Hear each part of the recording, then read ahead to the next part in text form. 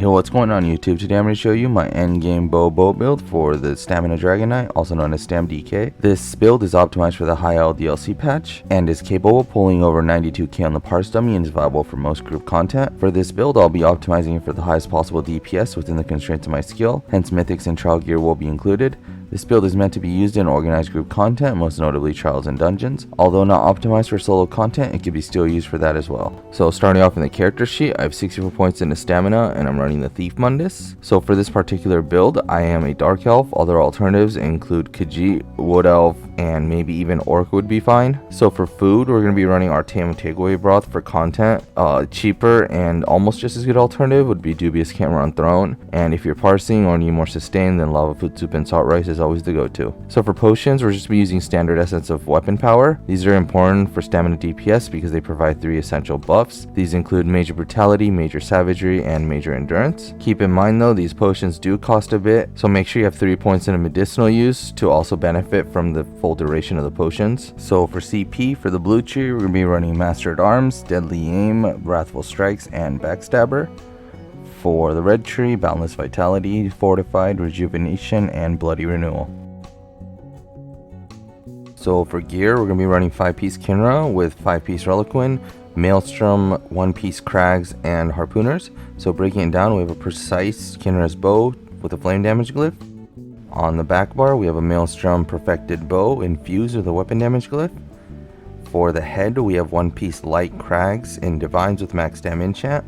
For the body, we have 5 pieces of Reliquin, all in Divines with max dam enchant. And for the pants or legs, we have Harpooners in Divines with max dam. And for the jewelry, we have 3 pieces of Kinra jewelry, all traded in Bloodthirsty with weapon damage enchants. So for skills, we're running Venomous Claw, Stone Giant, Noxious Breath, Flames of Oblivion, Molten Whip, and Flawless Dawnbreaker. On the back bar, Endless Hail, Poison Injection, Eruption, Barb Trap, Expert Hunter, and Standard of Might. So for the rotation, it's going to depend on how well you need to keep up Stone Giant. So if you're in a group and you need to keep up max stacks at all times, you're probably going to want to run like a priority rotation. So like a semi-static rotation, meaning you cast some skills together, but then you tie them together with Stone Giant to make sure you don't lose the stacks. So for what I did in the parse, I did a combination of both. So it was like semi-static, but it was also kind of static with the fact that I was casting skills together. So first off, Endless Hail and Poison Injection can be cast together, Venomous Claw and Noxious Breath, Flames of Oblivion, Eruption, and Barb Trap.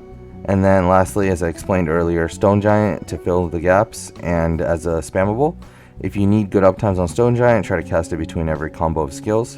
And then whenever your ult, Standard of Might is ready, just drop it. And if you're getting close to the parse and you don't have time for another Standard of Might, you can always drop a Dawnbreaker as well. And I think that wraps it up. So first off, closing thoughts, I'd like to talk about gear sets first. So you have the standard for body, you can swap it out for Coral Riptide, and then for front bar sets you can run like Zovgan if you want to drop Trap and play more at range. Order's Wrath is an okay set as well. Pillar of Nirn is good too. For more, I'd be doing DKs a disservice if I didn't talk about 2 support sets that you can run on StamDKs. I know for a fact that Alkosh is actually a really good choice for StamDKs, and I've also heard people running Zens on StamDK as well. So on the parse, I am like right behind the dummy, but you do have the option to back up a little bit, especially after you cast your close skills. These are Trap, Venomous Claw, and Noxious Breath, I believe. The only issue is you can't be too far away, otherwise your Standard of Might just isn't gonna give you the full benefit, so there's that. Oh, and one last thing, if you don't want to run Maelstrom or you prefer to run Masters, Master is always a good choice. I didn't run BRP because I'm just too close to the enemy at all times, so it just wasn't worth it. So as per usual, thank you for watching the video. If you have any questions or comments, feel free to leave them in the comment section down below or come join our Discord. Consider subbing to the channel if this video helped in any way. And lastly, 2 parses will be attached at the end. And as always, thank you for watching and see you in the next one.